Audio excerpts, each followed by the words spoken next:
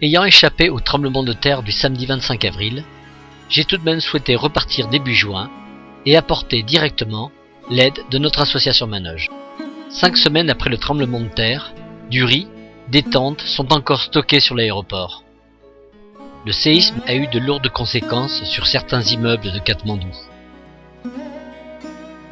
Et par conséquence, de nombreux habitants vivent sous tente sur des terrains de sport.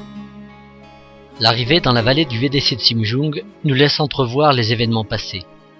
De nombreux glissements de terrain ont eu lieu. Arrivés dans le VDC de Simjung, les villageois n'ont pas perdu leur hospitalité. Et pourtant, au fur et à mesure de mes visites, ce n'est qu'un spectacle de désolation, de tristesse, un spectacle de guerre. 95% des maisons ont été détruites ou sont à détruire. Ce sont 36 personnes qui sont décédées durant ce tremblement de terre, dont 9 enfants.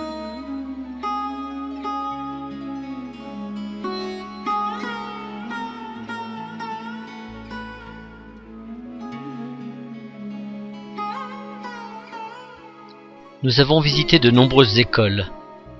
Toutes ont pratiquement disparu, comme celle-ci, celle du village de Gogompani, ou celle-là du village de Bagé,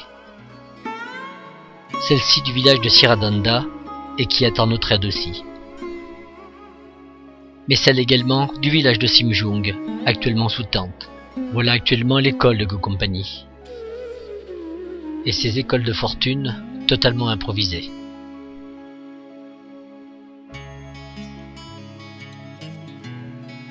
L'association n'a pas attendu mon arrivée pour agir. C'est un premier camion chargé de 6 tonnes de riz, de flocons de riz et plusieurs centaines de bâches plastiques qui ont été fournies pour faire face aux premières pluies de pré-mousson. C'est en partenariat avec le Nepal Ice Hospital et une association locale népalaise que nous avons pu fournir le deuxième camion chargé à nouveau de sacs de riz et de bâches plastiques. Notre coordinateur Dan Bahadur Gurung a supervisé l'ensemble de ces actions. Les premiers jours qui ont suivi le tremblement de terre ont été très traumatisants et pénibles pour l'ensemble de la population du VDC. Il fallait très rapidement couvrir de bâches plastiques des habitations construites avec les moyens du bord, de matériaux de récupération des décombres des maisons détruites. L'urgence assurée, de riz, de bâches plastiques, ce fut et c'est encore la course à l'achat de tôle métallique, devenue rare dans le pays. Ceci afin de protéger plus durablement et plus efficacement les habitants contre les pluies diluviennes qui ne vont pas maintenant tarder à arriver.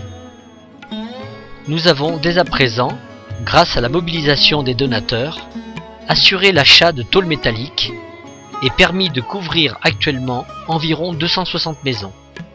175 restent à venir, pour un total d'environ 430 maisons, c'est-à-dire l'équivalent de 2500 personnes. Les tôles proviennent à la fois de l'Inde et du Népal. Elles sont livrées par camion et ensuite par tracteur, occasionnant des frais de transport relativement conséquents. C'est désormais un panorama bien différent de ces villages récemment traditionnels qui s'offrent à nous. Ayant bénéficié de façon exceptionnelle de 50 kg de bagages en soute, nous avons avec Dan pu distribuer du matériel de bricolage donné par différents magasins Maconais. Ils ont été remis aux habitants qui réaliseront les travaux de réaménagement et de reconstruction des sanitaires et du réseau d'eau. Ceci grâce à SOR Solidarité, qui ont renouvelé un partenariat d'urgence avec notre association. Toutes ces toilettes sont des toilettes collectives que nous avions construites, comme celle-ci, notre première, dans le village de Mahabir, celle du village de Bagé, et celle-là, celle du village de Gogompani. Dès l'acceptation de notre dossier par SOR Solidarité, le feu vert fut donné pour la reconstruction urgente des nouvelles toilettes du village de Gogompani. Nous avons visité aussi des dispensaires. Ici, se trouvait celui de Balois. Reste le frigo que nous avions acheté il y a 2 ans. Celui de Simjung, fissuré, extérieurement et intérieurement. Nous avons rencontré le personnel du dispensaire et apporté un peu de matériel médical. L'ambulance qui a été victime des éboulements. Nous nous sommes rendus dans les villages les plus éloignés et les plus hauts du VDC, et ceci pour un même constat. Nous avons rencontré les villageois et discuté avec les responsables de village. Nous nous sommes rendus dans un village voisin afin d'acquérir les matériaux nécessaires à la reconstruction des écoles et des sanitaires par l'achat de cuvettes en céramique et de ciment. Pour espérer rebâtir rapidement une école provisoire, Dan, notre coordinateur Manoge, mais également président de l'école de compagnie, a organisé le déblaiement de l'école. Pour cela, il a fait appel à l'armée et mis en place avec les habitants du village un roulement de travail avec le matériel dont il dispose.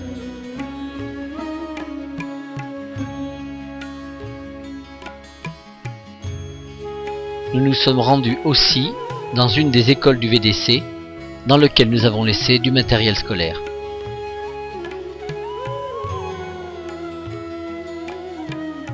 Nous avons visité les blessés et distribué des vêtements. En raison des événements, l'objectif actuel de l'association Manoge est d'assurer pour les mois à venir l'approvisionnement en nourriture, en matériel médical et en matériaux de construction afin de rebâtir toilettes, maisons, écoles pour l'avenir de ces enfants et l'ensemble des familles.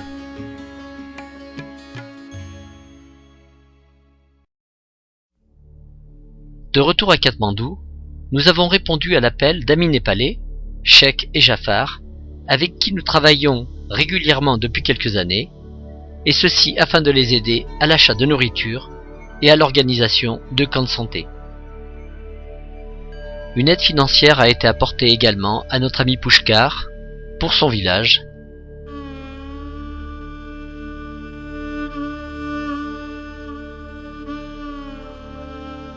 Afin d'acheter des couvertures,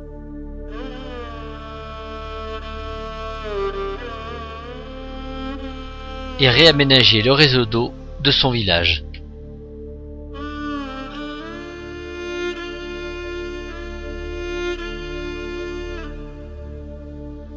Par l'intermédiaire de notre ami Jafar, nous avons confirmé la prise en charge partielle de la chimiothérapie du petit Rohan atteint de leucémie. À la demande de la maman de Manoge, nous avons accepté de scolariser à Katmandou Bikash, le grand frère de Manoge. Enfin, je ne pouvais finir ce voyage sans rencontrer à la Yellow-Kompa de Katmandou les réfugiés de la région du Langtang qui ont particulièrement souffert du lourd bilan humain et matériel du séisme du 25 avril. Je me devais d'apporter un peu d'amitié et de réconfort à mes amis Penzom et Djandou Lama.